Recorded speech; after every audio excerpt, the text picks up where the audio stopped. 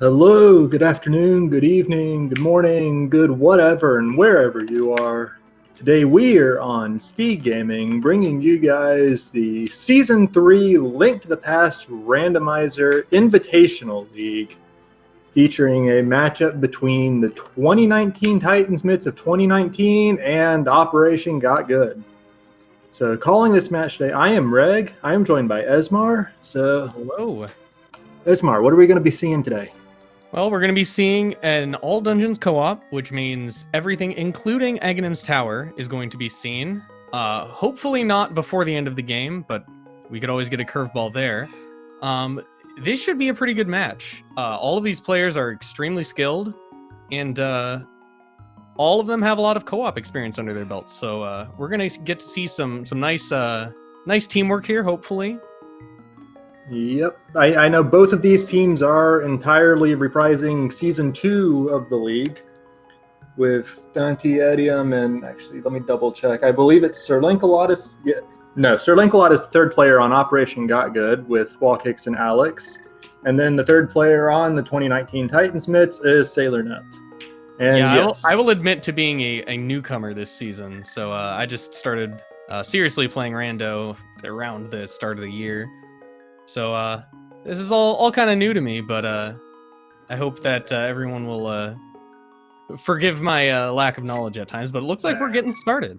You're in for a good time, friend. And we've got... That's a good first check. Yeah. 3 people starting in the Sanctuary, and then etium starting and going right to the castle.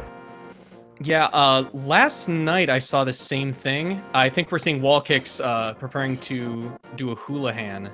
To get some early money right off the bat. Yes, he's going to get this money, and then presumably it's going to be the Lake Hylia shop where he'll buy bombs. I actually quite like this opening myself, even in non-co-op settings.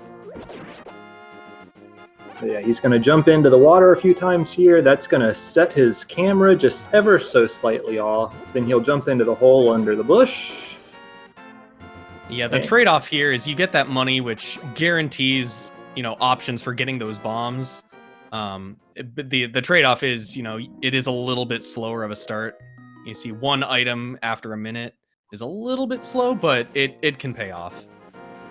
Yeah, and we did see on daaanty's screen there that the bush crab has bombs. So that's something he only picked up 2, but that's still pretty convenient to get. Yeah, especially with the chances that between Well and Blind's Hut, you're gonna get one of those 3 bombs chests. Or there's just another bush crab there in the Lost Woods that he's got.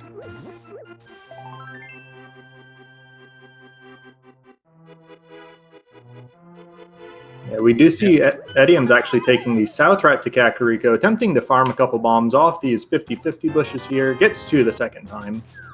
So they're both headed to Kakariko. Wallkicks is down in the South Shore. And Alex will be Kakariko shortly after he's cleared out the woods checks. Yeah, it is interesting to note that Wallkicks doesn't have any magic, and thus has no way to kill those Moldorms in Mini Moldorm Cave. He's got 8 bombs, and there is a bush crab in the area that will let him top himself off. Yeah, that's true. Bomb kills are reasonably standard in there.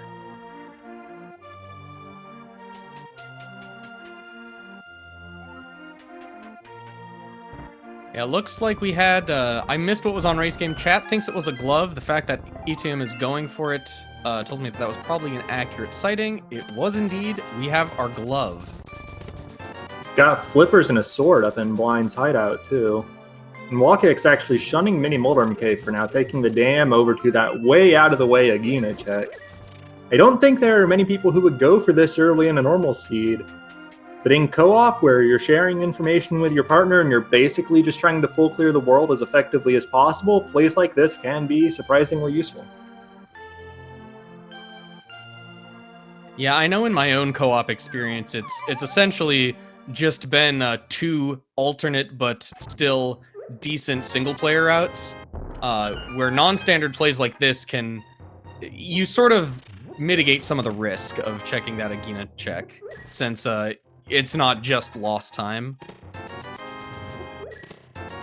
Yeah, it's one of those things. In a setting like this, efficiency is obviously king, which is no different than normal. But there's a lot that you can... Ooh, we got a second glove there. So that's pretty convenient right there in Kakariko. Unfortunately, no Moon Pearl to go straight up to the Village of Outcasts. But anyways, finish my earlier sentence. In a setting like this, efficiency is king, but you will occasionally see people spurn efficiency in favor of just I'm not going to say a larger number of checks, but to increase your partner's efficiency at the expense of your own. Let's put it that way. Ooh, a hook shot in Mini Mold Arm. A book, too. That's actually a little unfortunate for him having already been to Agina Cave, because he could have routed in additional Desert Palace checks with that. Yeah, though there is always the chance that the small key is on the torch and thus requires the boots, so there could only be one available check in Desert Palace plus the ledge. Yeah, it's an efficiency game, but this is all dungeons, so you will have to clear that dungeon at some point, regardless of what Mamola's drops. So it's not a big loss. Yeah, having seen the glove and the hook shot, that opens up some out-of-logic mountain checks. So I wouldn't be too broken up about the missed desert efficiency. And there's a bottle in the Ice Rod Cave. We actually saw another one of those on the library, but I doubt we'll see anybody go back for that, even if Sick Kid comes into play. Yeah, we're already seeing some really major divergence. Every single player is kind of doing different things. We're seeing daaanty going down into the back of Escape. Yeah, with the small key, he could Second try for... sword. Yeah, could have tried for the Dark Cross, but without a lamp, not feeling particularly inclined, especially since it could still be a map. Yeah, if that lamp shows up, these runners might have to consider the possibility of Moon Pearl on the pyramid.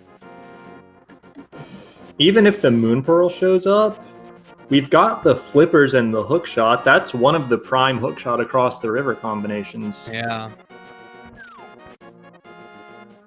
A lot of times you'll like to wait for Moon Pearl before you commit to an earlier Aga play. But the fact that the Moon Pearl can be on the pyramid ledge, just sitting out there, can sort of bite you if you sort of forget that that's a possibility. Yeah, but we do see Alex here using that fire rod for the back of Escape here. Fire rod does mean that this is a legal, logical check that he can make. Yeah, it could be lamp or Moon Pearl. Either of those would be a party after the Titansmith skipped it earlier.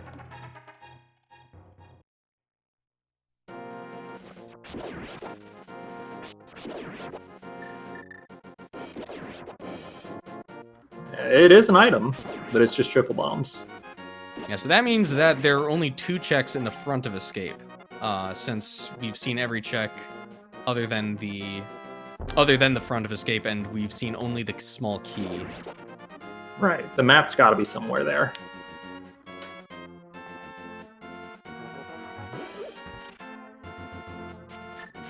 I think you mentioned before the out-of-logic mountain checks, especially with the hook shot in hand. That's a play that I could see people going for at this point, because starting the to hook shot run... and the mid. Yes, that too, but we're starting to run a little dry on other options. Like, we've got the front of the castle, like you mentioned. We've got that 5 crystal at Eastern that we can go into, but can't clear without a bow. So the mountain it's looking either that attractive. Eastern area. So the out-of-logic mountain means that you're not going to find your progression strictly up there. But I wouldn't be surprised to see it split up. One player breaks logic, goes up the mountain. The other clears out that Eastern area with Sahasrar's Closet. And then maybe even goes for the Aga play, depending on what we find in the mountain. Yeah, and that looks like that's exactly what we've got on the left here, with daaanty going to rescue the old man in the dark. But we could see something. I guess there is the Zora area here. Moon Pearl. Yes. That's one of my favorite locations for Moon Pearl, just because it's harder to sequence break that. You normally think of that location as something that you can get with Fate Flippers and a Moon Pearl, but if the Moon Pearl's in there, just sort of out of luck.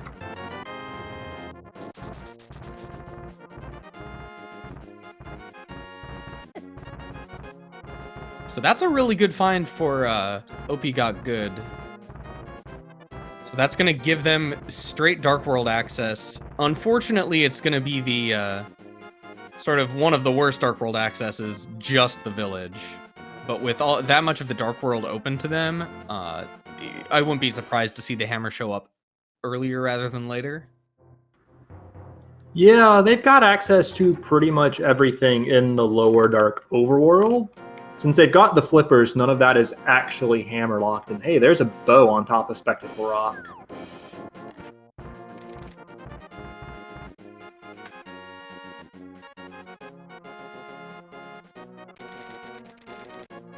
So where's Alex has not yet been to Mini Mulderm Cave for his hookshot, it looks like. So he's going to clean that up before presumably getting his pearl and then moving on to the Dark World.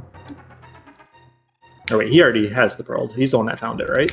I'm losing myself here. Yeah, Alex found the pearl. Looks like Etium is about to find the pearl as well, so slightly behind on that pearl find, but still pretty close parity between these two teams. Yeah, especially with Daaanty getting the sufficient 7 items is the single best location in the game for sheer number of chests. Beats out every dungeon even. Third sword. As kind of useless items go, a sword and a full heart container is something you like to see early on. Yeah, third sword is the most comfortable item in the game. I don't think anybody would turn it down. Like, maybe in crazy spoiler settings, I suppose. A bootsless seed with the third sword being in Spiral Cave or something. Maybe you'd skip that. Maybe even not then. No, it's one of those things. Like, if you know where it is and you know it's slow to get to, top runners in spoiler settings will frequently skip it. But if you just stumble upon it while searching, like we had here, no, you're not going to complain about it. I'd like to see somebody complain about pulling the tempered sword out of a chest. Maybe low percent NMG runners would. We're getting that bootsless Spiral Cave check. Yep. Meanwhile, Alex is in Desert Palace, so this is going to be the only real new information for us in these top left and bottom right of the screen here.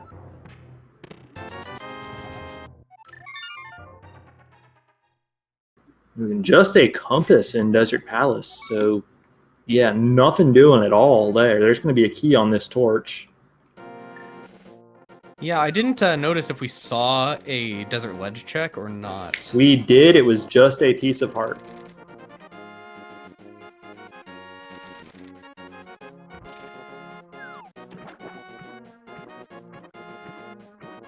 Oh, here's checks that Daaanty chose not to make while on the mountain.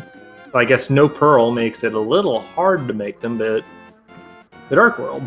Yeah, since Etium had picked up the pearl, you can check the Super Bunny Cave here, but since we have the hook shot, it makes more sense to just bail, go pick up that moon pearl that Etium found earlier, and sort of prepare to go back up after Etium finds out, you know, what the value is. Right. Especially knowing that you will be back on the mountain at some point for stuff like Hera, Turtle Rock, and maybe even that bow on Spectacle Rock, depending on how the progression plays. Like, yeah, you'll be back. If we see the mirror in Hookshot Cave, that's really, really nice. Yeah, really, any progression at all in Hookshot Cave would be pretty good for the Titan's Mitts here. Although Wallkicks has his pearl, so he'll have the option to make all the mountain checks in one go. We see our pendants here, yeah. Skull Woods, Thieves Town. That's disgusting. Yeah, a little bit unfortunate. Though Pendant Skull Woods isn't that bad. Just because it, you know, if it ends up being a ped seed, hey, at least you're covered, sort of. It's Kind of a pendant. silver lining. It's pendant Skull Woods when the first check of the game was the fire rod.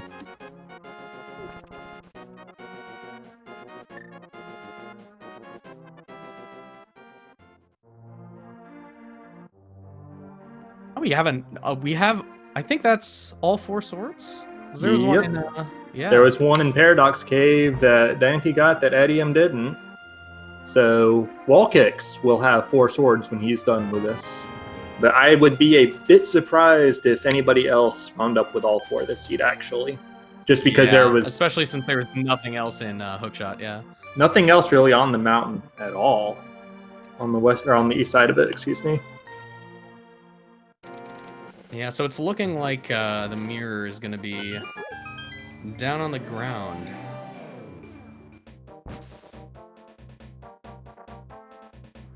Yep. We do have Alex ahead of the route, though, compared to daaanty etium, both entering the Dark World from that CAC portal. And he's already in Thieves Town, but without any of those mountain checks in his pocket. He'll know what all is up there because Wallkicks is making them and they're in communication, but yeah, it's time.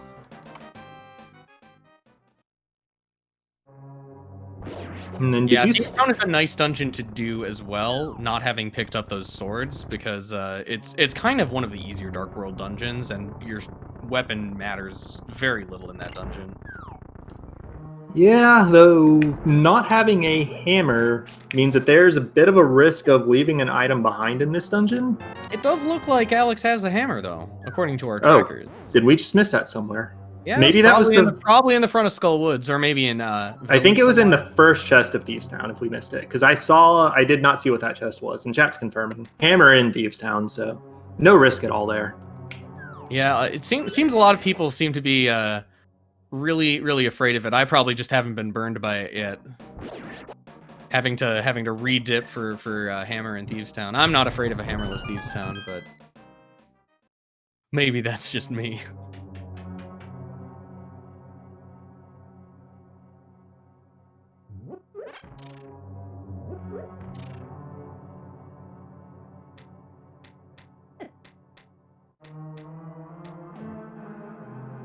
This is kind of nice, though, for Alex, because Alex can now, if he so chooses, decide to go up the mountain, get those swords, and check Hera at the same time. Yeah, depending on how his routing here through the rest of the Dark World takes him and what he finds, he could even choose to dip into Turtle Rock.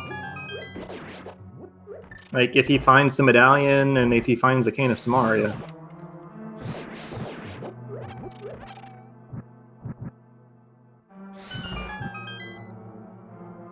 Meanwhile, we have daaanty giving us a peek into the back of Skull Woods. Yeah, I believe he skipped the front part of it. We'll be going back to that after the moth. And there was makes sense when you have the fire rod so early. Yeah, and there was nothing of note in the bridge chest, so just gonna kill a moth, get a green pendant.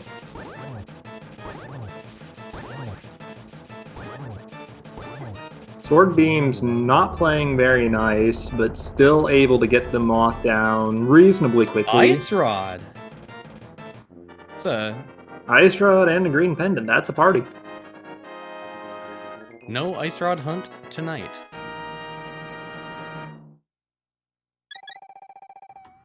Yeah, and then Wallkicks is not very far from it himself. I have to imagine that they're going to try to leverage Alex in that direction after Thieves Town. That way, when he goes up to the mountain, he can go into Turtle Rock if he finds that Bombos.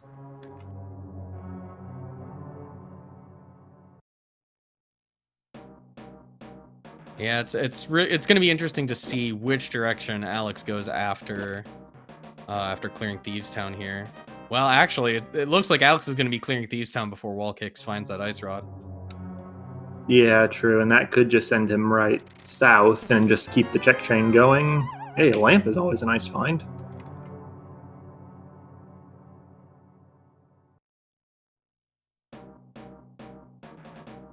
Yeah, at this point, I would say going up the mountain isn't a huge priority. Those swords are nice, but if that's the only guaranteed value you're getting up of a mountain climb, then I'd say you keep doing those checks in the dark world. Yeah, like it's basically like if they can send him into Turtle Rock, then the mountain becomes really attractive. But otherwise, you're basically just getting your swords and whatever happens to be in the Tower of Hera, which is less exciting. Yeah, and we're enough items away from Turtle Rock that, you know, you're in no rush to head up there.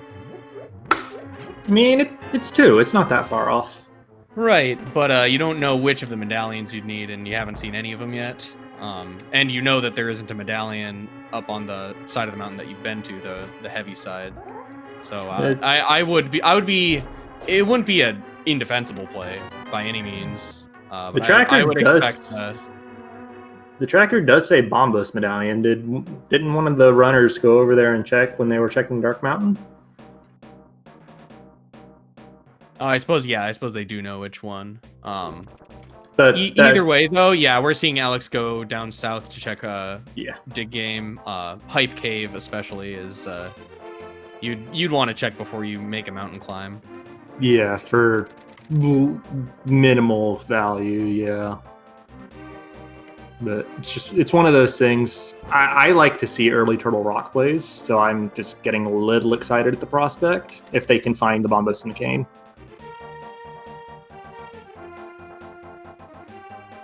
Yeah, I was looking away from the blind fight chat saying Alex died to it, which is very unfortunate. It does happen because blind, like these fireballs are all 1 damage, heads 2 if you run into it, and we're only on 5 hearts.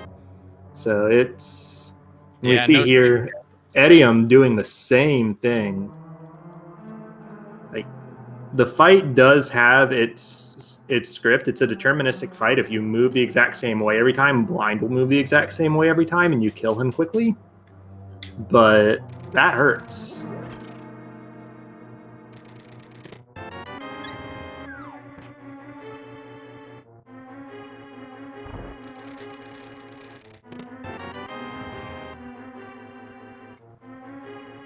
Anyways, calming down a little bit, getting back on what we're doing here. Alex is going up into Hype Cave, which will be the biggest dense check, is Skullwood, Thieves Town we've seen before. Etium's knocking down the pegs. No boots makes it a little slow. Yeah, it looks like Etium decided not to go back into Thieves Town, deciding to come back later, which I think is a defensible play, just because that's the fastest boss return in the game. Yeah, like let his partner actually kill the boss and determine if there's worth there, because they have to go in there for the hammer anyways. And if blind doesn't drop anything good, just come back like with the boots or something.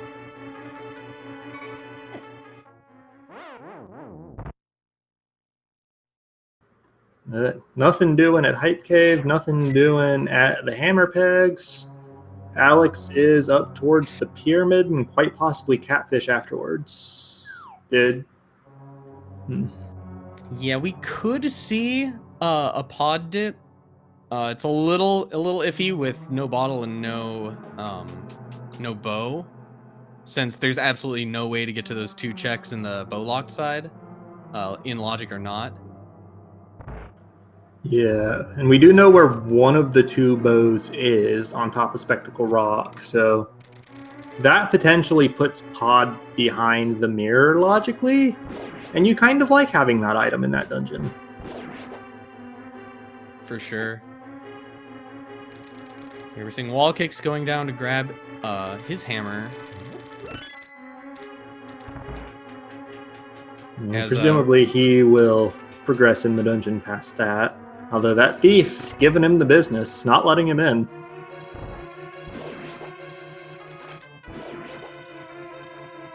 Now, if I'm Alex right now, I'm going up to Catfish, hoping I get the mirror, so I can go right back down and check that mushroom.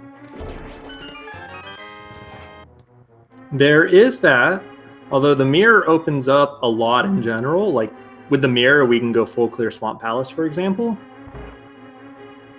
And my thought on the mushroom is pretty much always fake powder is a little more than a meme, and you want to try save scumming that if possible, but it hurts a fair bit less in co-op where your partner can do it.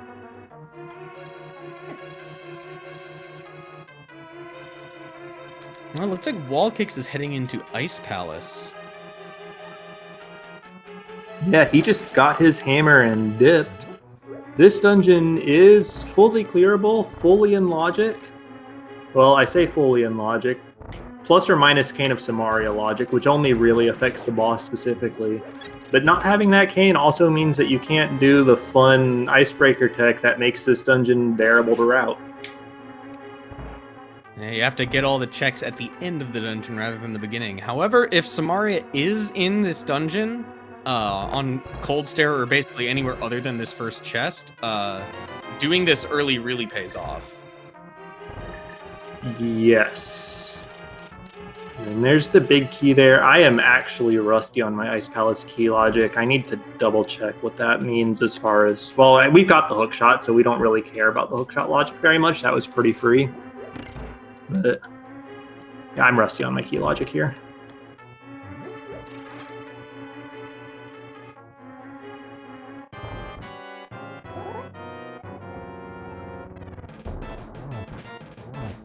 We got Etium heading up towards Catfish as well.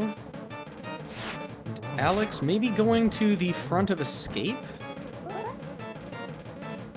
It is 2 checks, and they are available from minute 1 as daaanty puts blind down. And they didn't do Uncle either. Nobody on Opgeka did Uncle. True.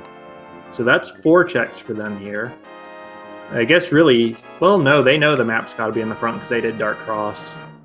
Yeah, we finally got somebody with blind down as daaanty shows us what that scripted fight looks like. Wallkick shows off the classic Ice Palace bomb jump. And is having to avoid that fire bar because if he gets hit by it, decent odds it just knocks him into the pit and he's got to jump again.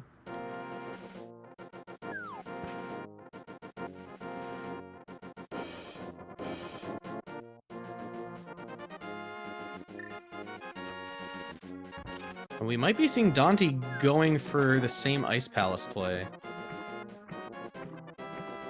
Honestly, at this point, with it being fully clearable and in logic, it's a reasonable play. I like it. I don't like the dungeon very much, but I do like the play. Yeah, at a certain point, you can only save so much time by putting it off until you see the Cane of Samaria. It really does feel good to save all of that time by getting the dungeon done quick, but it's one of those things where it feels like it's worth a lot more than it actually is, and Wallkick's showing that right now, finding the flute in the big chest. That's pretty worth. You'll take that for sure. Yeah, that's pretty much the best thing you could find in here, other than that and the Cane of Samaria, proving that you actually did have to dip in here without it. Yeah, or finding something like the mirror that blocks a lot of progression at this point.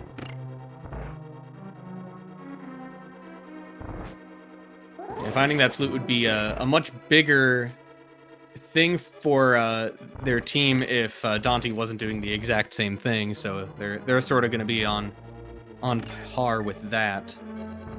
Yeah, though it does have me a bit interested here in whether they'll immediately chase Misery Mire area. That's a lot of checks, but that's also a dungeon that even if you can get into it, you can't clear it without the cane. Yeah, and we've got no medallions in sight regardless. Yeah, and as a 2-check dungeon, even if you do get the medallion, it's... With Mire Shed, it kind of offsets it a little bit since it ups that up to 4. But even so, you sort of would consider going there maybe just for Mire Shed and the medallion information.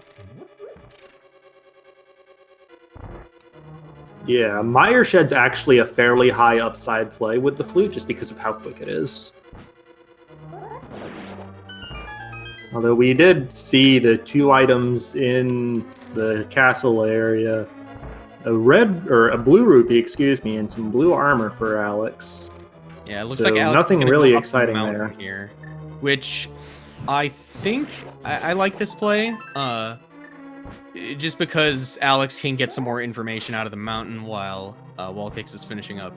Oh, and there's the Cane of Samaria in the icebreaker chest. Why? Why would you do that? Well, that's exactly what I was talking about. Not only do you have to go in here without the Cane of Samaria, but you're rewarded with the Cane of Samaria and the flute. So that's a heads-up play from both of these teams, honestly. A lot of less experienced runners would really be tempted to put this dungeon off. Yeah, I mean, we are sort of running out of checks to continue putting that off. I think the biggest density we've got left might be the Tower of Hera, question mark? Yeah, we've also got a fair amount of pod. The caveat there being we have seen one of the bows, so you don't necessarily want to dip that. Pod, knowing that pod depending on keys, basically. Yeah. And it's unlike Turtle Rock, which, you know, if you don't have the fire rod, you can dip in and check the first chest. Pod, it takes a while to get to pod. You have to go through that whole maze and everything. So it's not a quick one and done even if you can't progress in it. Yeah, but meanwhile, this is a crystal that these guys are going to be getting here. Wallkicks fairly shortly, daaanty after a few checks. Yeah, it's not even pendant pods, so there's probably nothing in there anyway. Despite the fact that it's all dungeons, you know, whether or not it's a pendant still determines what's inside. Speaking of pendants, Alex could have 3 in fairly short order if he really wanted. Yeah, I think that's another thing I like about sending Alex up the mountain, because Alex didn't do Skull Woods, but if Alex here does Hera with that hammer that he found in Thieves Town, then once he gets the ice rod off of, if the mirror shows up at some point, then quick mirror after picking up the last pendant and go blind pull ped, which is always fun. Yeah, he also gets to show us the first tablet of the game here. Nice little ether animation drops us. It's the mirror! Oh, baby, this just got spicy. Because the Titan's mitts are not incentivized to get to that location anytime soon, and Alex actually going to grab his bow before going into Hera. Yeah, for sure. Is there anything we need still that could be on the pedestal? 2 medallions. That's true. The medallions or the boots. I don't know if we need the boots, but we certainly want them. We need the boots because the big key is locked behind the small key in Desert Palace. We have seen Desert. I'm getting my seeds mixed up. Nah, you're good. So I've got to wonder, is Wallkicks going to go straight for that mirror, or is he going to try for the Mire area and check that out first? I think you'd get the mirror, because with the mirror, if you go to Mire, then you can check Checkerboard Cave as well, rather than having to, you know, come back for it. And the mirror is just so useful. Besides, you can do Swamp while Alex is cleaning up Tower of Hera and potentially Skull Woods if they decide to go that route and check Ped. There's just too many options opened up by mirror to not go and get it, even though it is a mountain climb. Right. I guess Alex not doing the Hera pot here to jump straight to the top. I am a bit curious, he should get far enough in this dungeon to at least see one of the items before Wallkicks can get in there. So that'll determine what Wallkicks does after getting that mirror, whether he dips into Hera as well or he just saves it for last. Yeah, the other option for getting the mirror, the other reason to get the mirror is that that gives you the bow as well. So putting that off really doesn't make a whole lot of sense at this point.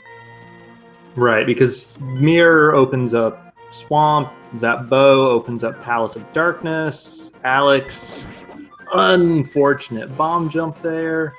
Did see one item, though, which was the 10 bomb pack.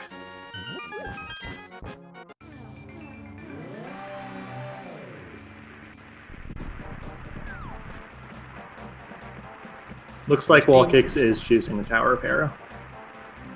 Yeah, we're seeing a Mire check from daaanty, so... I did not see what medallion that was. I'm assuming Dante saw what medallion that was. But I also didn't see it.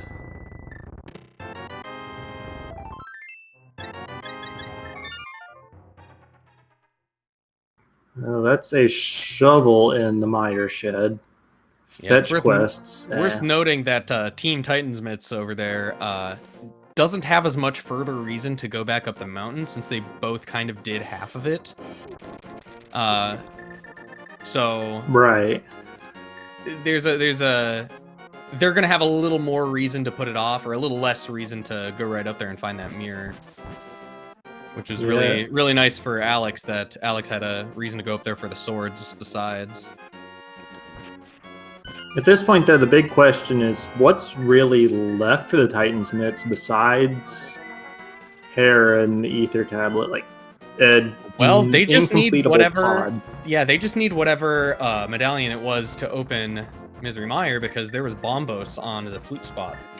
Oh, that's actually critical then, because that opens up Turtle Rock, and that actually gives Dante an excuse to go up the mountain. Yeah, that's the most Let's important. See if he does the light right world first. If he goes straight to the dark world here, though, he's not getting that mirror. If he goes straight to the dark world, true, Turtle Rock is full clearable, but there's the possibility that the other medallion is in Mimic Cave. I mean, it just puts him even further from the mirror if he goes right off of the screen here. I mean, at that point, though... But he's going left, he's good. Yeah. Yeah, at this point, if you don't have the mirror, and you're making a second mountain climb, you do the light world checks first, because you know you won't be able to do them. Absolutely, yeah. It's just one of those things... I hate to say it, but I have seen it before. Yeah, it is tempting to go for Turtle Rock because it's a juicy dungeon, and Hera is decidedly not a juicy dungeon. But if you got your head on straight, you make sure you do the light world checks first, because you'll have to do another mountain climb if you don't. Yeah, and it's the juicy dungeon that he just got access to on top of that. So yeah, so this is looking really nice for Dante here. Wallkicks about to find that shovel, which is hiding the Bombos. It looks like it is double Bombos, actually. I did see that on Wallkicks, and the trackers already got us in for it. So that's go mode for us, isn't it? Until we find the boots. Yeah, the boots are go mode. We have found everything else we need to beat this seed.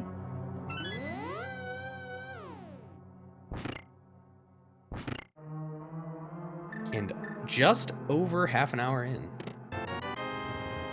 Yeah, it's one of those things that I didn't really mention earlier, but this is all dungeons, so got to clear all 10 dungeons, got to kill Aghanim twice, once at the top of each tower.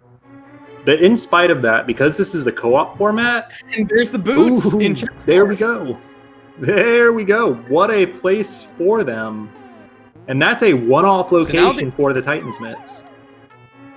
It really is. The only question now is, now the Bombos is going to be a one-off location for Got Good. Oh, right. It's not actually go mode for either team because they're both missing that one critical piece. But yeah, Operation Got Good is locked out of Turtle Rock and Mire without that Bombos. The only thing the Titansmiths are going to be locked out of without the boots is that desert. Yeah, so that's a big difference maker, what you're locked out of. Yeah, so like I could see, for example, maybe etium here going to, well, not, maybe he's a bit behind on the route. But we could see like Dante, for example, here going to Swamp Palace. And then doing, that wouldn't lead him to the shovel because he's already been there. But at the same time, if you look at, say, Wallkicks, he's in a very similar situation. He could go to Swamp Palace. He could go check those one-off the mirror spot at the Grove Cave, and the shovel right there. Yeah, I would say Wallkicks is closer to finding the Bombos medallion than Dante is to finding the boots. But given that you know, yeah, we're going right back to Meyer, so I would assume that we get the boots pretty quickly here on the left side. I would assume that he goes into Misery Meyer here first. He is quick swapping. Oh, to Mirror. Okay, so he's going to have his boots actually. So he. Yeah, he doesn't know about the boots lock. I forgot that Titansmith's never checked this dungeon before. At this point, I wouldn't be surprised to just see a quick check of Checkerboard Cave before dipping into Meyer. Yeah, I believe that too at this point, because I just completely blanked on what the Titansmiths had not checked. Yeah, especially now that they've seen, oh, Desert is boots locked, they're thinking that, okay, well, may as well check it. If it's boots, it saves us a boatload of time. Yeah, and actually the incredible thing here, Dante's going to be in individual go mode once he grabs those boots with 4 dungeons clear. This man is so far ahead of the rest of the seed, it's actually getting silly. Granted, he's going to do it. Some of those dungeons are Tower of Hera, Skullwoods, and Thieves Town, and none of which are the slowest of dungeons. True, but that's still like those are all dungeons clear of Skullwoods, though. So yeah, because he was the first one there, and he did the front as well. It's just all still stuff that everybody else in the game, aside from Wallkicks with his Skullwoods pendant, has to do.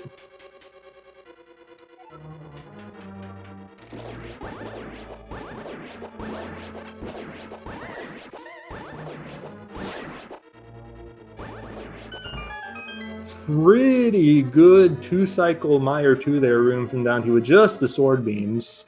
Didn't want to quick swap over to the fire rod and get the 1 cycle there, but still got it real clean. And Wallkicks is about to find that medallion. At a pretty good time, too, for Alex, since Alex is currently tied up in a dungeon and doesn't really lose any time to suddenly learning the location of that medallion. Yep, and that actually puts Wallkicks in individual go mode himself, in addition to obviously both teams collectively being in go mode. So yeah, we've got a straight race to the finish here. And remember, in addition to the 10 dungeons on the tracker, gotta kill Aga 1, which at this point will be the last boss we see killed. Gotta kill Aga 2 at the top of the tower. And we score these races on the average finishing time of both runners on each team. If we didn't, things would get very messy. Yep, but it does mean that if something happens and, say, Dante finishes first as an individual, but then Wallkicks and Alex take the next 2 finishes, we could see something really interesting.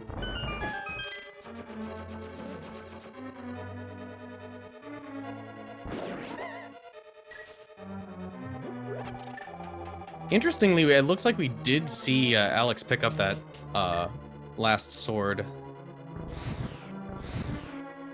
Yeah, we were speculating earlier that maybe they decided it wasn't worth the time. Etium has decided it's not worth his time.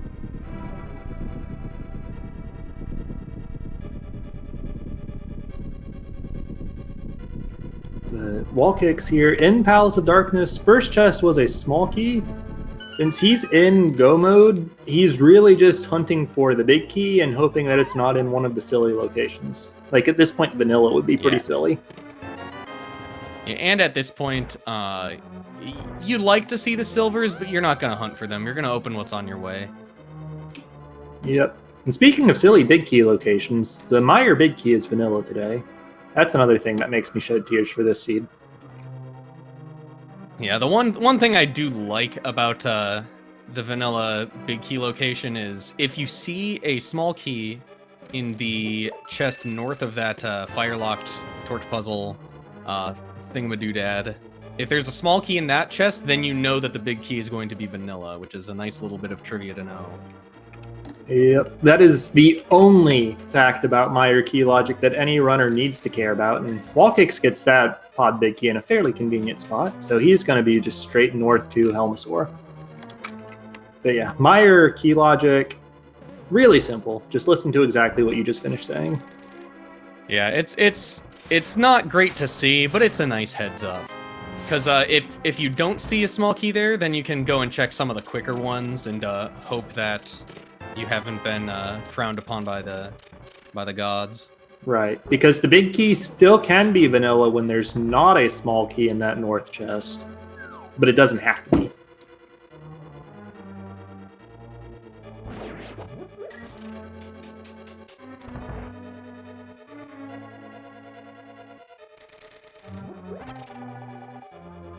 Yeah, so at this point, with the knowledge, well, we'll see. We'll have to see if daaanty decides to check Checkerboard Cave before leaving Meyer area, or if they're going to gamble on it being not necessary. Because that's still the big question. Because they're not in no mode, as we say.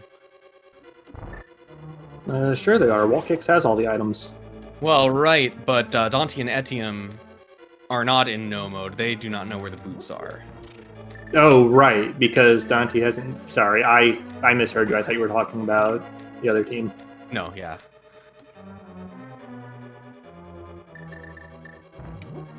But they will know where everything is in fairly short order here, because he's in the back of Meyer, just a couple rooms away from Vitreous.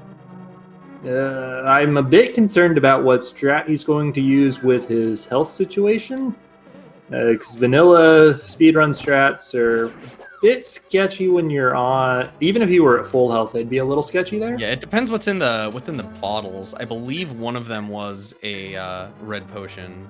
Yes. So I guess if he burns that here, or if he just goes straight for the bow.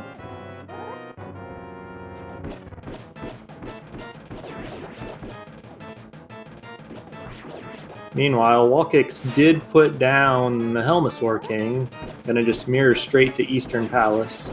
That always feels so nice when you can do that. And 10 arrows left for daaanty. He's headed for the sword strats, and he's saving the rest of his arrows for the big eye. No problem.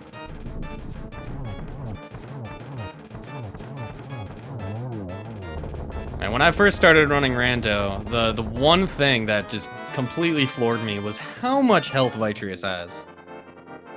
Oh yeah, it's like it's one absurd. He's one of two things in the game that can take more than one silver arrow. Actually, I guess technically it's three things if you count Ganon. But it's Vitreous and the bomb throwing Hinox that can take more than one, and I don't believe there's anything else. Well, if you want to get technical, Armos Knights take 6. Yeah, each one only takes one each though.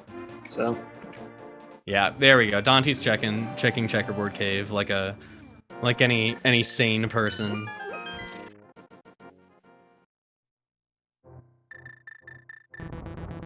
yeah, maybe. Oh, you hear that? You hear that spam? He's mashing that mirror button like his life depends on it. Yeah. He may be wishing he had those for Meyer. They would make a couple places marginally more convenient, but ultimately, that's a fantastic time to find those boots, because it means etium doesn't have to check a single chest in this Swamp Palace, as opposed to having to potentially check the left side. Though neither does Alex, because Alex is in Swamp right now, but since Wallkicks is in complete go mode, there's nothing either of them are hoping to find in Swamp Palace other than, maybe they'll bumble into the silver arrows. Yep. And of course, we're coming to the point of the race where we got to take stock in what's left. As both of the top runners are on 5 dungeons apiece, but daaanty has Misery Mire compared to Palace of Darkness. Honestly, I think given big key locations, that one's actually kind of a wash, but... Yeah, Wallkicks has Thieves Town and Tower of Hera, both of which are pretty quick. Go Mode Swamp isn't too slow either. Yeah, the bottom runners are basically just... etium has a Skull Woods clear that Alex doesn't.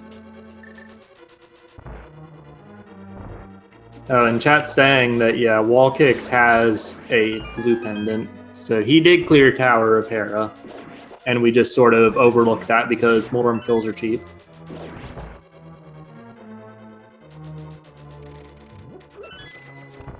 So really, it's basically the Mire versus Palace of Darkness difference on the top. And then Skull Woods is the difference on the bottom because they've both got the same dungeons otherwise and are both in the back of Swamp.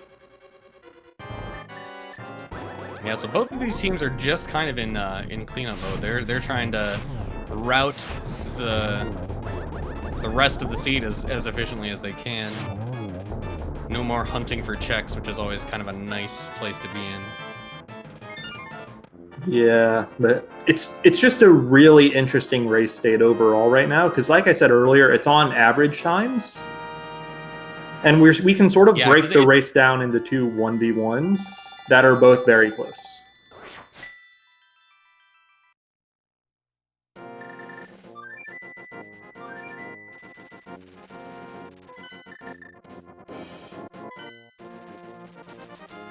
And one of the things about having routed the seeds so well is if you take a look at each runner's health, they're going through just cleaning up, and what Wallkicks is at 6 hearts total, and that's and so is etium. So that's what happens in co-op.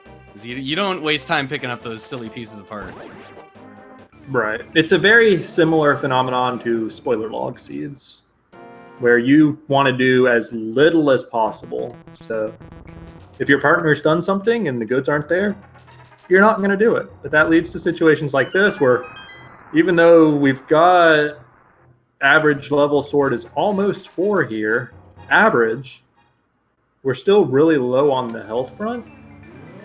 And the two guys with 7 hearts also did not get the blue mail out of Zelda's cell.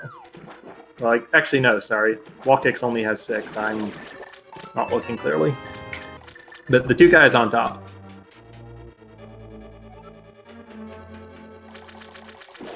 Yeah, I would say that blue mail isn't exactly worth it. Not if you're confident in your play, but if it comes in clutch, it's gonna come in. Like, if it saves you a death in the back of Turtle Rock, then that's pretty big. Yeah. And see, that's the thing though, is it's a good consolation prize, but that's a big time commitment to like intentionally do to go and get the blue mail. Yeah. And I would imagine that none of these runners are unconfident enough to think that they're going to be needing that mail. Right. I absolutely agree with that. It does go back, though, to, like, if you look at this race as the 2 separate 1v1s, like I mentioned before, then it's sort of the 2 runners that are in competition with each other that are a bit behind on the route are the ones with the blue mail, so it does even out. Yeah, in reference to that, Etium versus Alex, Etium just now picked up the boots, which Alex has had for a fair while now, so that's something to consider as well. Yeah, that's a bit of a gain for Alex there. And hey, there's a heart container for him. That's pretty good to grab right before you head into the back. But I don't think that really closes the gap. Well, I say that. Go mode Skull Woods is pretty darn fast, and Etium's not even in pod yet. So yeah, this is just close, straight up. Yeah, and at this level of play, I'm not sure how much difference Gold Sword Silverless versus Tempered Sword Silverless makes. It's really mostly just a matter of, how completely free the fight is. Yeah, but, it's all about consistency in Phase 1 and Phase 2. Because in those first 2 phases, there are good strats for getting 1 cycles with the Tempered Sword, but Gold Sword makes it free. Yeah, I know. For me personally, I cannot count on myself to get a 1-in-1 with Tempered, but with Gold Sword, it is absolutely free. Yeah. Also, to recap for chat, since you're talking about it a bit, yeah, Thieves Town claimed 3 lives this seed, Wallkicks, I believe, was the only one to go in there and not die. daaanty went in there. He went back in after dying and cleared it. Etium and Alex have not been back after dying to blind. So that's something that they both have to do as well.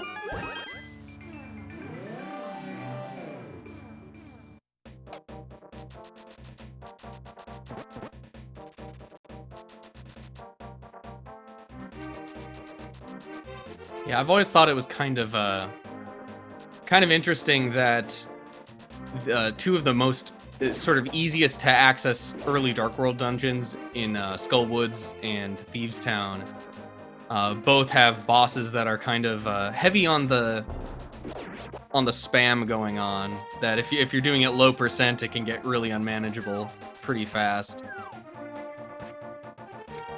Yeah, and especially since intended developer strats dictate that you're not supposed to have a tempered sword for Mothula. You're supposed to have to hit it at least 8 times, depending on sword beams to kill it. So that's... I don't like the devs for that one very much. It's a bit rude. Yeah, that Mothula in particular, to me, just feels like they made the Mothula fight, but it just was not challenging enough, so they decided to fill the room with randomly moving spikes and conveyors. I was like, yes, this is now an appropriate level of challenge.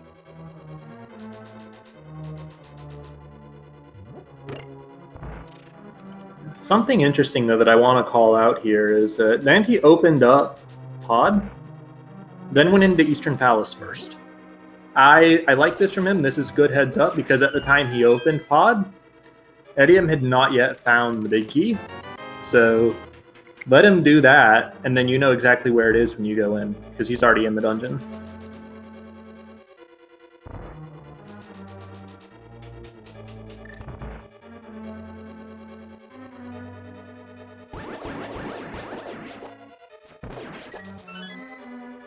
And while we've got our runners sort of running through stuff we've all seen before, let's take this opportunity to encourage everybody to give all of these runners a follow. Yep, we've got their links there in Twitch chat. It looks like all of them except etium are just twitch.tv and then / the name you see on the screen. And then etium, you just stick a number 2 at the end, twitch.tv / etium2. He just wasn't quite fast enough for etium 1. Yeah.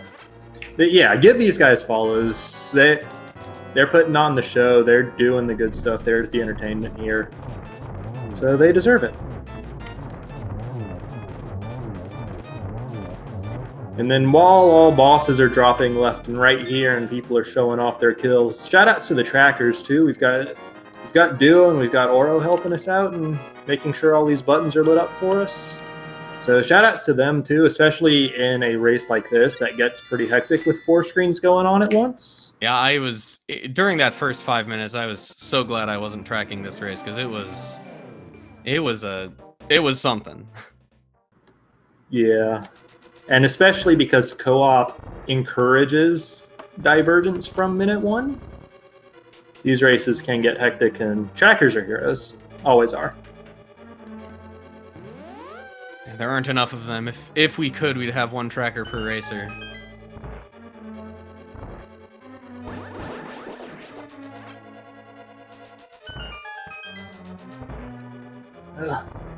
The Titans mids have switched dungeons. Wallkicks is entering his Vitreous fight. Alex is headed for the Moth. Yeah, So, interesting to note that Wallkicks will have probably a slightly faster Vitreous fight, depending on strats, because of that gold sword. yeah, Gold Sword, when you're not using damage boost strats and you're only hitting maybe 1 eye at a time, this is not terribly fast, but especially since he used the potion, it is reasonably safe. He can take 2 hits here. Yeah, I believe, if I'm not mistaken, the way that damage works for those last 2 sword upgrades is the gold sword simply upgrades your damage to the amount of a tempered sword spin. It doesn't grant any further damage for a gold sword spin, correct? Yeah, gold sword spins and slashes are the same tier, but damage tables in this game can be pretty wonky and enemy dependent. Although I believe that gold sword slashes and tempered spins are the same tier of damage in every case. I have to double check that. It's one of those things that I have not looked at recently, and I'm a bit rusty there.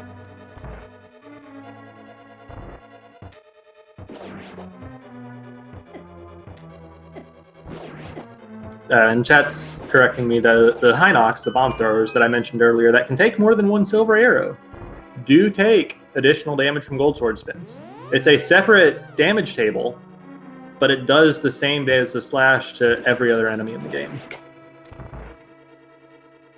I knew I was forgetting something there, but I couldn't remember what it was. But hey, there's a dead moth on Alex's screen. Or there was one.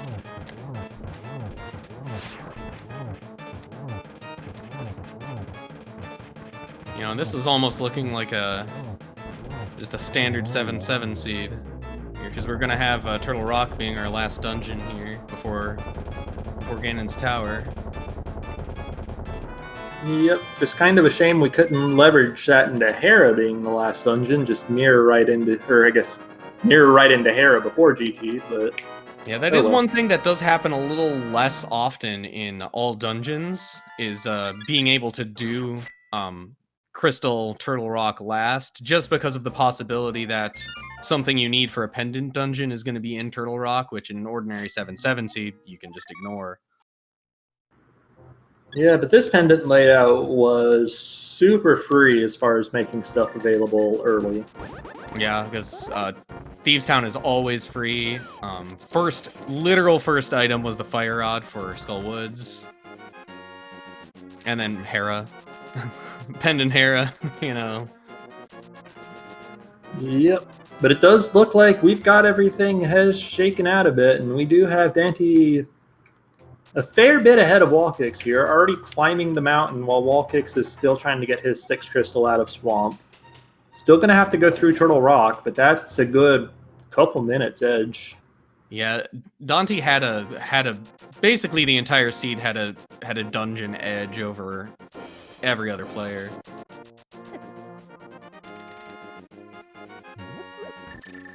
Just misses the sub 1 hour last dungeon entrance.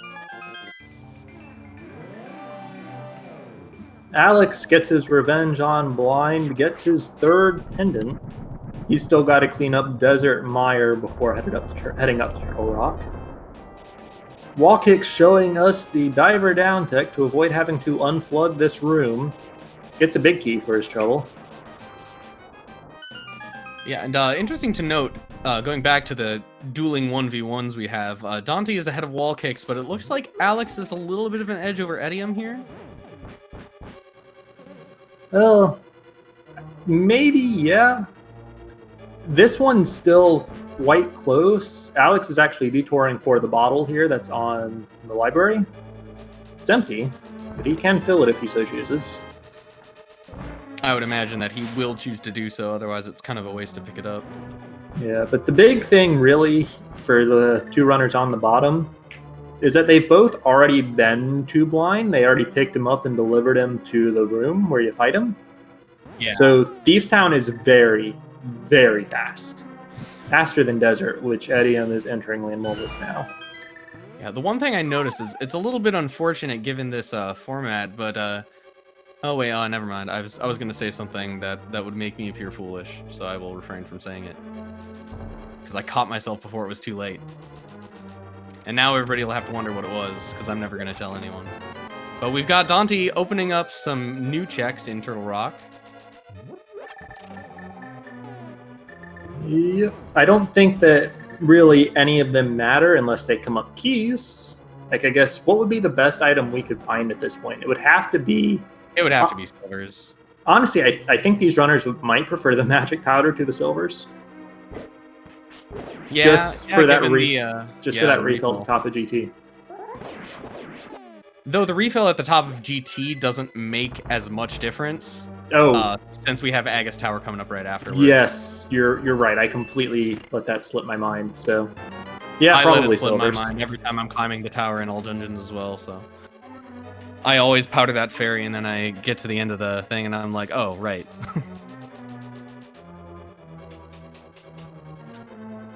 Yeah, well, we do see some good chain chomp evasion that chat has already called out ahead of me there to get a key out of the chest. He's going to have to go steal the key up here in the next room. Actually, have we seen the big key yet? I think we have, but I'm... Yes, I believe it was in the... Okay, yeah, it was on his Fire Rod menu. lock. It was on his menu, so yes, it was fire rod locked. So yeah, he's just going to steal the key and move on with his life. Yeah, so daaanty a little over half a turtle rock ahead, I would say, of Wallkicks. Yep. Which still, GT routing could make this really close, since both of these runners are going to be in GT well before their partners, and therefore will have to clear it normally, with no hints on where the big key is. And meanwhile, Alex and etium are kind of dueling in Maya right now. Alex is a little bit ahead, but is going to have to do desert afterwards, since etium did desert first, I believe. On the other hand, though, etium will have to travel back to the village for Thieves Town, so that probably actually comes out a wash. Yeah, Thieves Town straight to the boss versus desert straight to the boss. Plus the travel time is pretty even. Yeah, it's the travel time there that is what makes it even, though, which is totally not what I was thinking and saying earlier, but...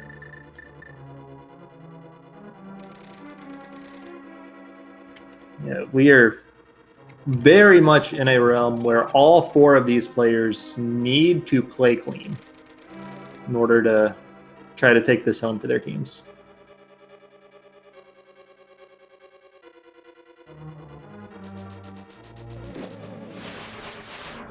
Yeah, the one thing about hitting go mode that early is it really comes down to execution.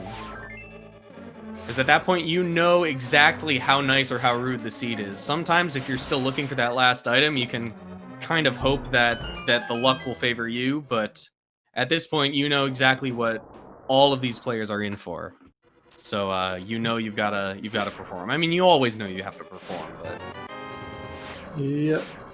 daaanty takes a safety door, then gets a vanilla small key, is continuing to check chests on Laser Bridge. 2 pieces of heart does not give him a refill. Yeah, checking those laser bridge chests is one of those things that you can do if you know your laser skips and you know you can get them every time. It's not a big time loss to check them. Yeah, especially because he was guaranteed to have to check at least that first one for the key anyways. So the other 2 are just no big deal at all. Wallkicks takes a munch. Wallkicks went for such safe strats in the fire rod lock roller room too, but the chain chomps were just not playing nice with him there at all. They were just guarding that chest with their lives. Yeah, the saving grace of dying to those chain chomps is it's not the end of the world. It's a time loss, but it beats dying further in. Yeah, unfortunately, it's really just a time loss that Wallkicks can't afford at this point. That's a try next down for daaanty. Yeah, that really hurts, but you know, you gotta do what you can to keep your morale up. Because you let a death like that get to you, and it's even more over than it would be. Yeah, very nearly got it a second time, but manages to get out. Does patiently wait for that anti-fairy. If your movement is good, you can get down the stairs without that anti-fairy touching you, but if you are even slightly off, it will always hit you. Yeah, one thing we can't patiently wait for, though, is the Ganon's Tower Big Key guessing game, because daaanty is going to be entering it momentarily. So get your guesses in chat and see who is going to be the winner of the internet points tonight. Yep, and remember that even if somehow Wallkicks were to catch up and find the big key first based on routing differences, we would still be using whatever number daaanty scores, as he is the first one to enter the tower. It seems a little arbitrary, but so is the guessing game, so it works out. Yep. It always just scores on whoever's the first to enter. So here we go.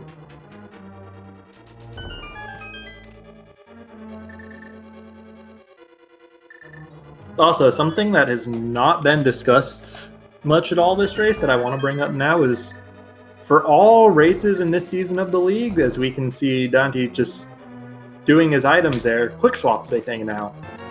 This was in the past a feature that was more limited to people who played entrance randomizer as a standard thing, as there's the big key in number 4 after the torch. The community has decided that they like switching items without using their menu. They use L and R instead. And all 4 runners have been making good use of it throughout. Yeah, it is kind of interesting because the L and R buttons are otherwise completely unused in this game.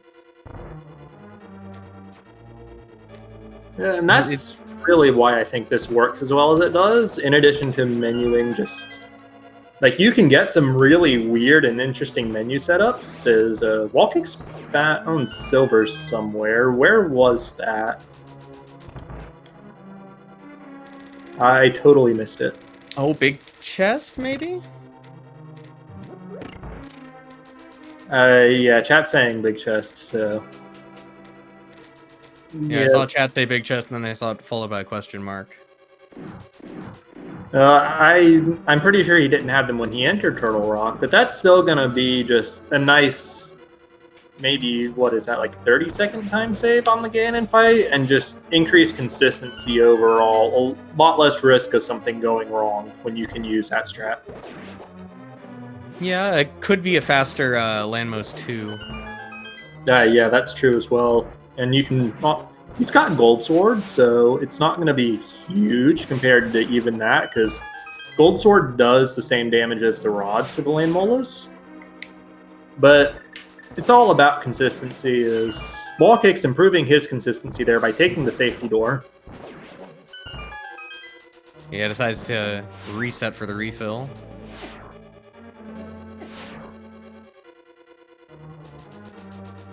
Yeah, so small key, and he is not checking a single extra thing. Yeah, so it's looking like daaanty has a pretty hefty lead over Wallkicks. But we have Alex about half a mountain climb from ahead of Etium here. And Alex filled his bottle before going to the Desert Mire area, although I believe he used it against Vitreous, so he did not get a refill there. So etium with potion advantage, but sword disadvantage in exchange for this half mountain climb or so. Yeah, the sword comes into play for sure at the end of Turtle Rock. Very much makes Trinex a little bit faster and a lot more consistent. Well, you can one cycle Trinex with the tempered sword, but the thing is, if you're good, you can 0 cycle him with the gold sword. So we'll see if Alex goes for that strat. If you fail it, then you fall back on the one cycle, but it feels real bad.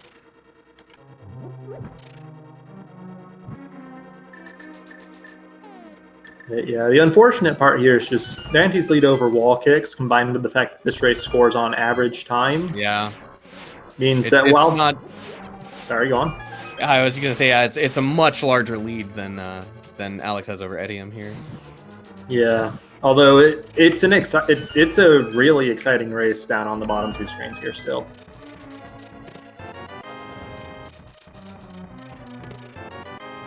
And there's magic powder in the top of GT, so you can get your refills, even if you've got to kill Aga afterwards and he gets you a refill too.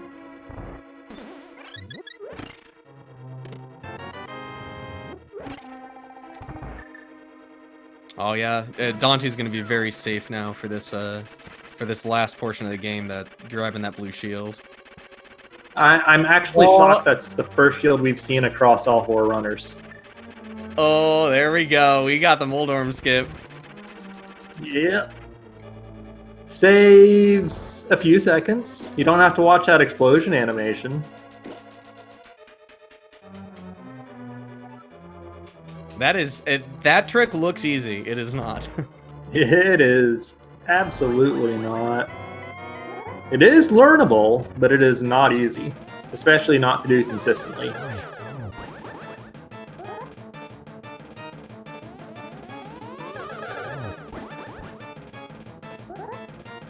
And chat's pointing out something. daaanty doesn't have any armor, so if he runs into Ganon, that's instant death in that fight.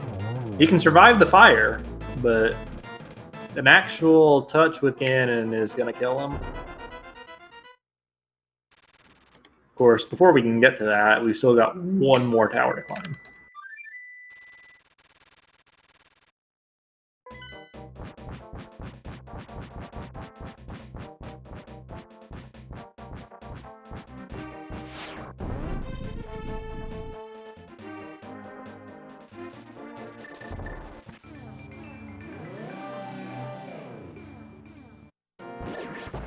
And then meanwhile, for the rest of us, Wallkicks has his big key, is starting his Ganon's Tower ascent. Alex is about 2 rooms ahead in Turtle Rock, although etium gets behind the pegs in the Chain Chomp room. He's got to play this real careful.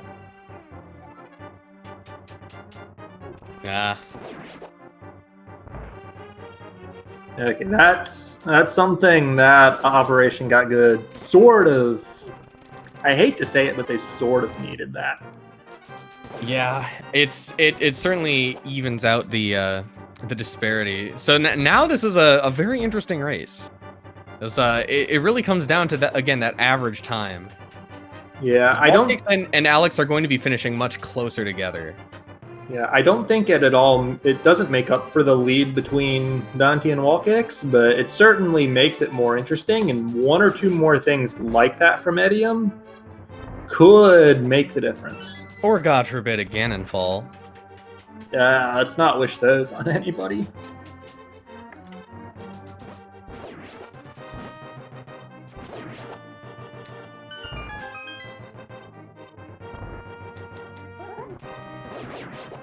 There's another one from etium. Man, these first few rooms in Turtle Rock are just not playing nicely with etium right now. And that's... Yeah, the Chain Chomp room can end up in a death spiral a lot easier than you might think.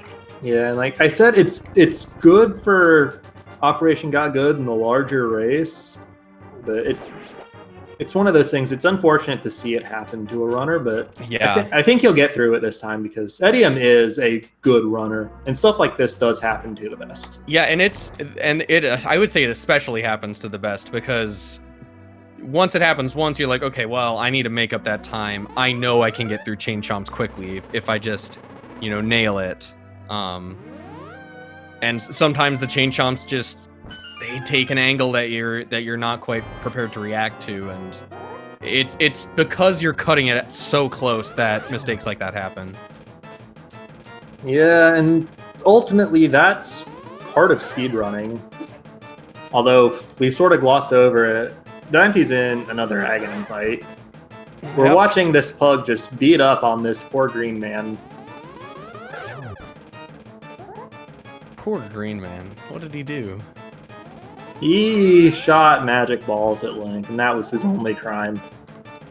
I suppose he also teleported the princess, but But she's fine in the sanctuary the whole time. Yeah, didn't see it in Rando, therefore it didn't happen.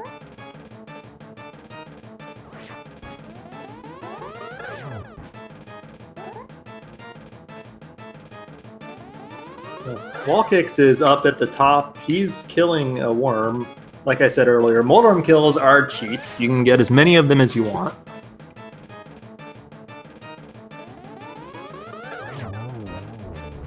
You usually want 1. daaanty apparently decided he wanted 0, but... I mean, they both got 1 in the Tower of Hera earlier. These mini Helmosaurs in this room are not fun. Boots make that room a lot easier, but... Okay, yeah, Ganon, I don't know about that one, buddy. I think daaanty's gonna kill you for it, too. Ooh, dash pokes.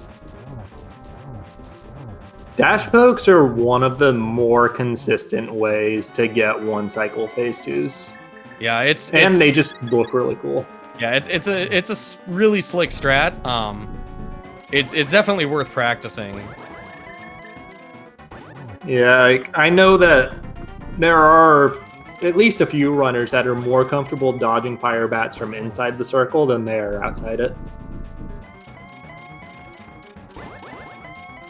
Yeah, the window for that is pretty tight, but you know, if you're familiar enough with how that dash timing works out, it's more than wide enough. Yep. Meanwhile, we do see daaanty tried to get his first silverless spin in there, but was a bit soon stunned Ganon. Yeah, so this is also Spam the going to lamp equalize a little bit. Silvers versus silverless. Yeah, it's only about 30 seconds of save, so I think daaanty should be like, what is this, 4-ish minutes ahead? I think that's about how long the tower climb is when you've got endgame level gear. And meanwhile, we have Alex entering Ganon's tower, going for that big key, while etium is about halfway through that Trinex fight. Yep. And daaanty finishing first. The blistering pace. Yep. All he's got to do is cross this bridge here, and then he will be the first finisher in this race with a time of 1:19.29. So that's going to average with whatever time etium gets, and we'll put it up against the average of Wallkicks and Alex.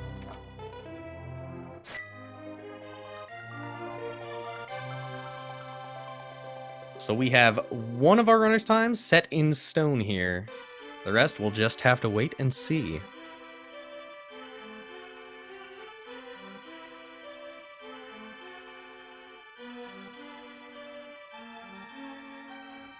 Yep. And we've got Wallkicks is in the Circle of Pots room, so not very far from that AGA 1. A little bit low on health, but barring a miracle, I don't think we're going to see a death here. I mean, AGA does fixed damage, I believe. I believe it's all fixed 1 heart. I could be misremembering. Yeah, I believe that's the case. So he can take 2 hits. We do see Alex pulling out Ether in the gauntlet here, which the cast animation there means that people don't tend to favor it, but it is undoubtedly effective.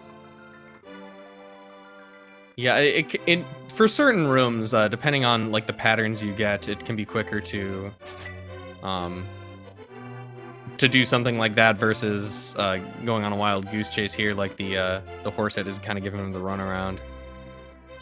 Yeah, and that's one of those things. You hate to see that kind of movement out of enemies here, but he is through.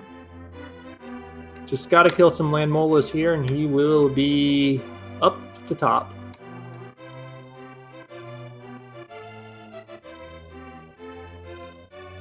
And misses the 1 cycle. I'm familiar with that feeling. Misses the 2 cycle. I'm familiar with that one as well.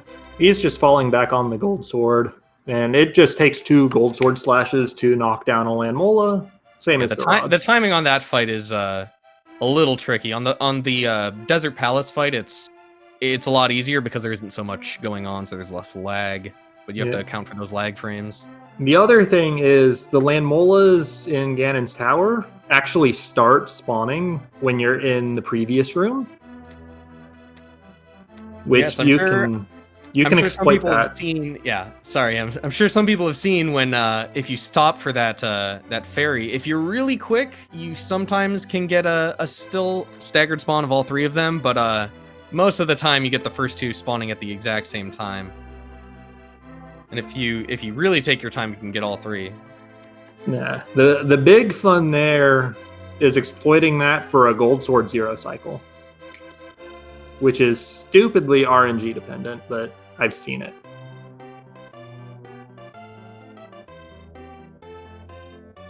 The Wallkicks entering the 3rd phase of Ganon, as etium starts the gauntlet, and Alex is nearing the Moldorm 2 fight.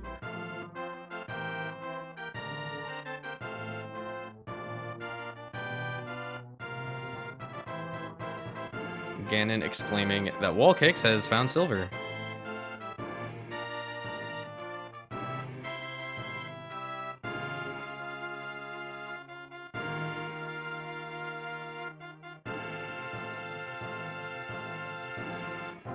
And that's pig number 2 down for Wallkicks.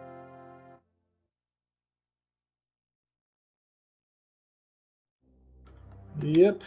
Yeah, Alex That finishes is- up Moldorm 2 just as Etium finishes Landmos 2. And Wallkicks is finishing with a time of 1:23:42, so about 4 minutes and 13 behind daaanty here. So that's the mark that Alex needs to beat in his direct competition with etium here.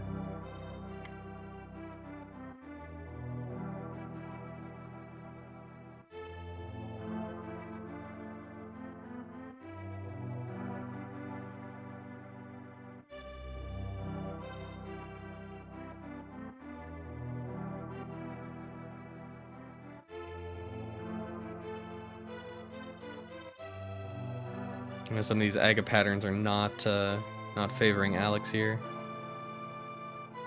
Nope, but that is the 6th hit, so he will be on to the much easier tower climb and Aghanim fight.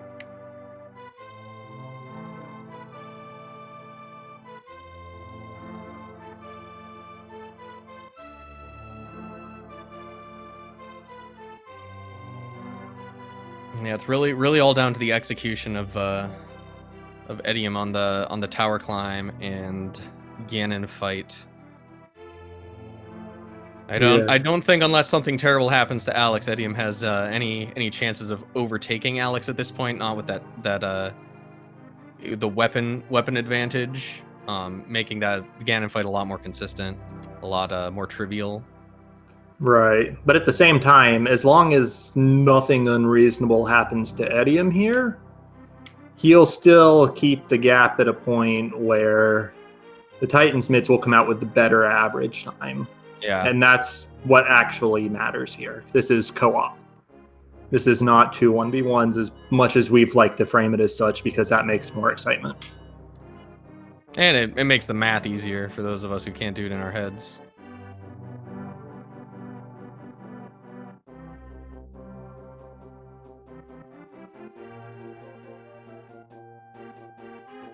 So that is Aga 2 down for etium as well. And Alex, I believe, is 2 rooms away from being out of the dark here in Aghanim's tower.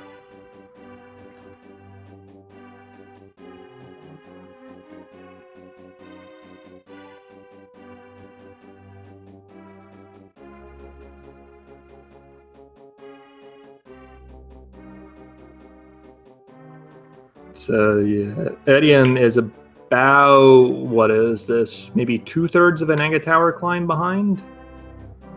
So it's going to be close as far as the times go.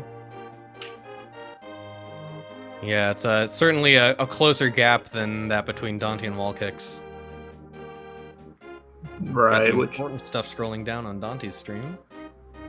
GT Big Key 4 out of 22, only 5 bongs, which boots were fairly late. Even so, that's a good stat. Yeah, bonks are just, there are a couple places where you intentionally do them, like to get into the bonk rocks, for example, pretty aptly named. But other than that, they just lose you, what is it, like 3 or 4 seconds whenever you do one?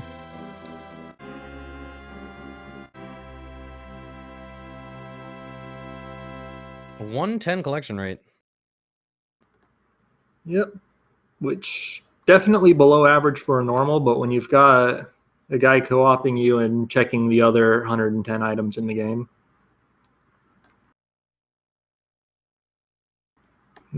We've got Alex in Aga 1. I actually did not count blue balls in either of the 2 previous fights, so I don't actually know how many we're in for here, but I don't think it was that many because they just sort of flew by. Yeah, Alex grabbing the wall to reduce the lag from the shield he doesn't have. It does reduce the lag on the lightning as well, but that's all marginal frame saves, really.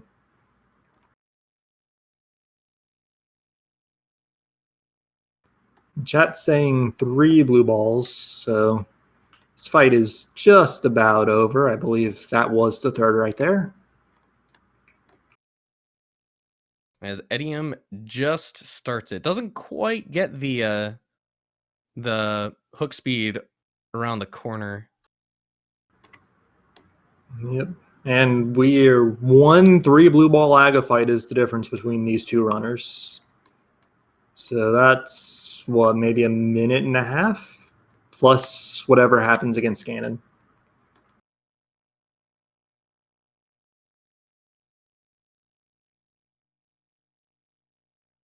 Yeah, so it's looking like Titan's mitts here are in a pretty good spot. That quick finish from daaanty really putting them in a good spot.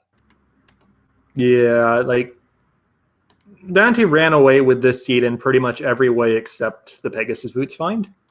Yeah, and you can really see sort of how much of a buffer that buys you. Because again, even though both Wallkicks and Alex are likely to finish ahead of etium, the amount of difference that's going to make in the overall standings is not so bad when daaanty finishes 4 minutes ahead of Wallkicks.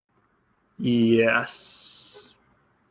And that's really, like, execution comes into play in every randomizer format, but the fewer checks you're making, the more it comes into play. And this is definitely a mode where you're making fewer checks than average, as Alex puts 2 arrows into Ganon there to finish him off with a nice double, as etium drops into the fight. So that is going to be a final time of, well, let's see. He crosses the bridge. Yeah, that's a 1 hour, 30 minute, and 13 second for Alex.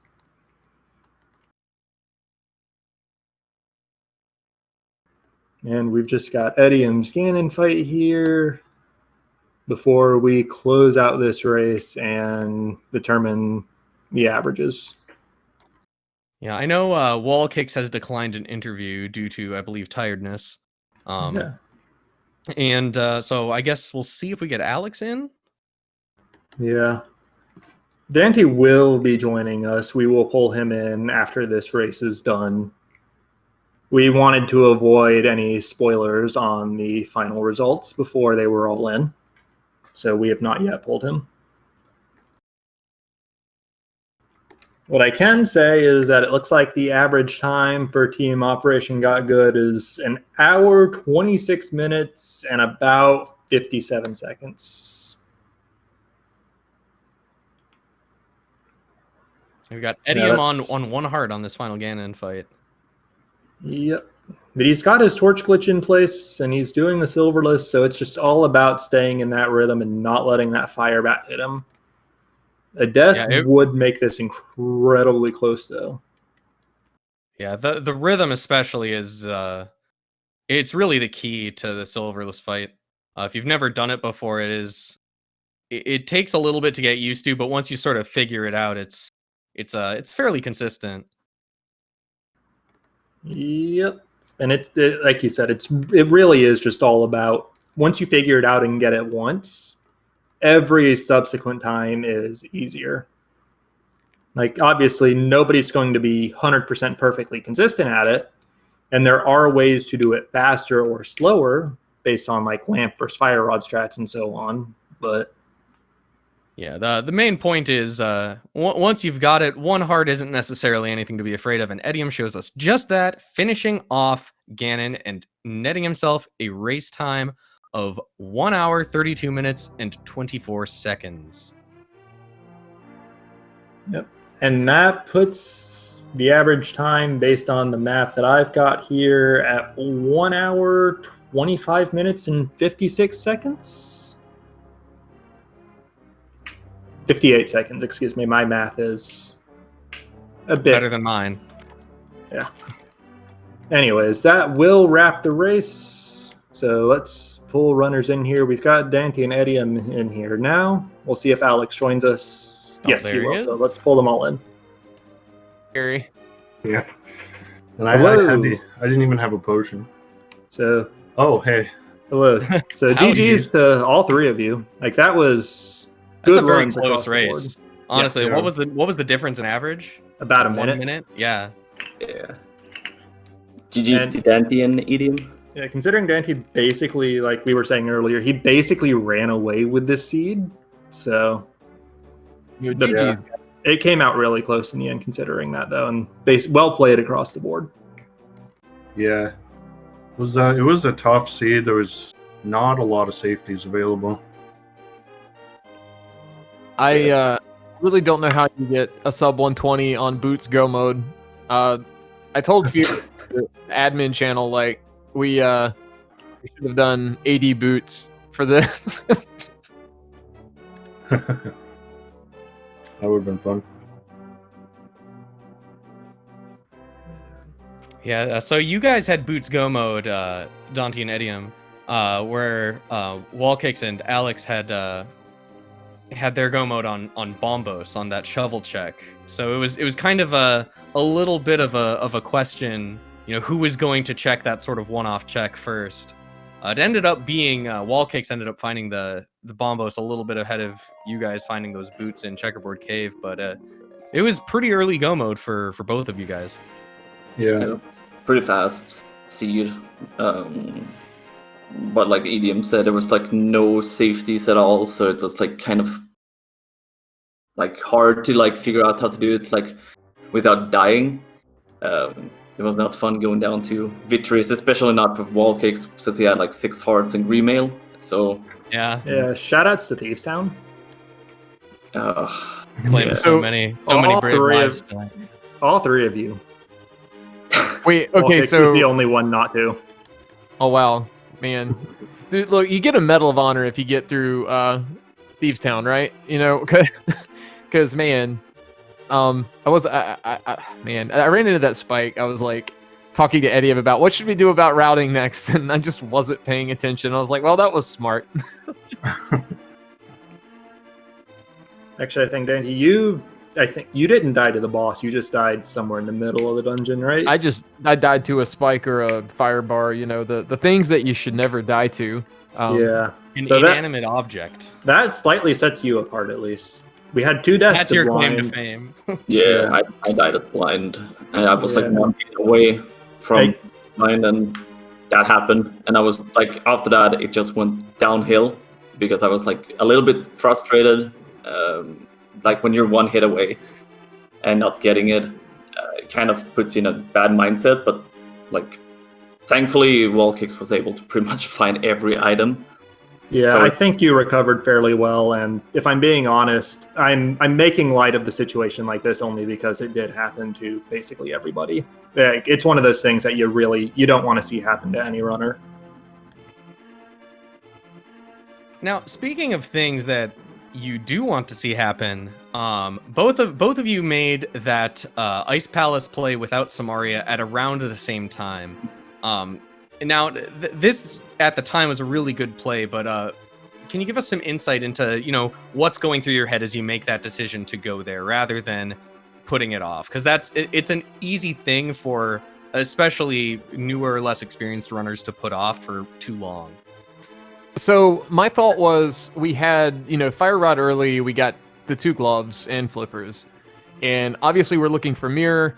So I kind of was just like, okay, either we go to, Pod Eastern area while we know where a bow is, we just need a mirror for it. I was like, let's just put that off. I was going to send Etium there or just kind of suggest that if, Ice didn't pan out. And then when Kane showed up, I was kind of sweating until Kane. And then when Kane popped up, I was like, okay, good. They can't make up time, on us. Like, this is a required, non-icebreaker Ice Palace. And then Flute made it, even nicer. Just, you had to get your mirror, I guess, after, or at least we did. I'm not sure how they routed it, but we had to go back up to get the mirror. I'm pretty sure I was already up on a mountain getting the mirror. I'm pretty sure I didn't like that. I'm not sure anymore because it was a while ago. Yeah, Alex, you were first to the mirror by a mile. Yeah. Because Wallkicks went up the mountain the first time with Mitts and Pearl, but no hammer, so he did everything on the east side.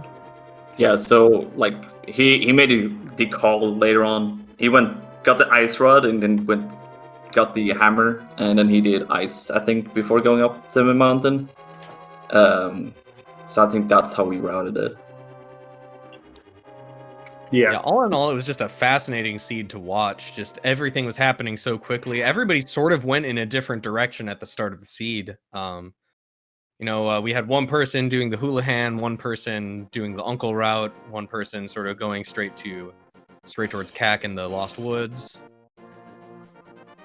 Yeah, It like would just sort of go right from the word start.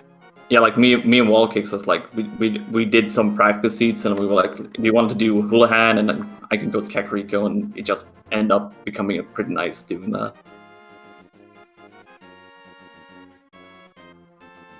Yeah, it's sort of hard to keep track in the first 10 minutes of, okay, like who's getting which items when and where are they finding them all?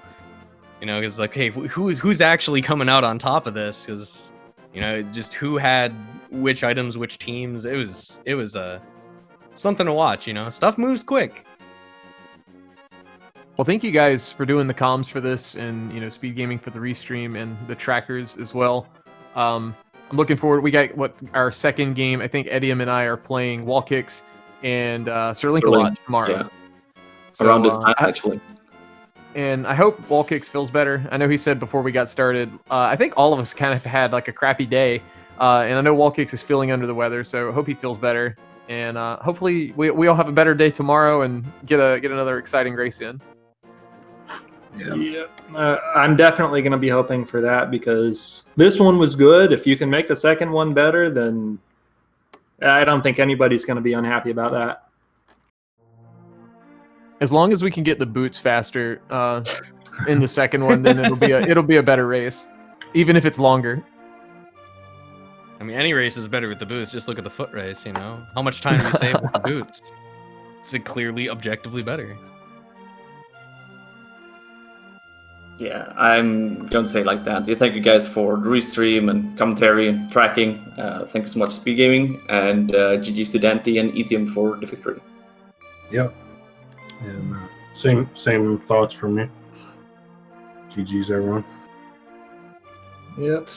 Definitely enjoyed the show from here in the booth. Enjoyed getting to talk about it. And again, big shout outs to the trackers. Oro and Duo doing good work behind the scenes here, especially in this super chaotic format.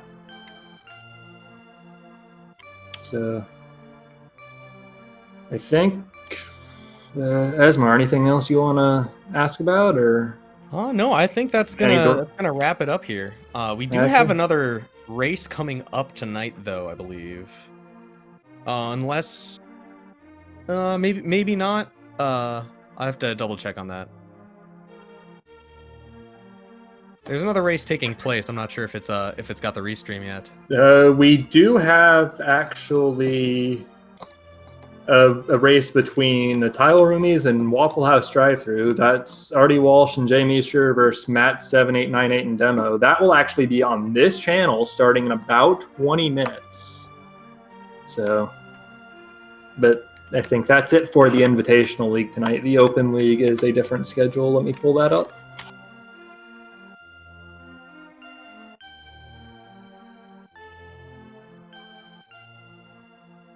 I'm sorry, please hold tight.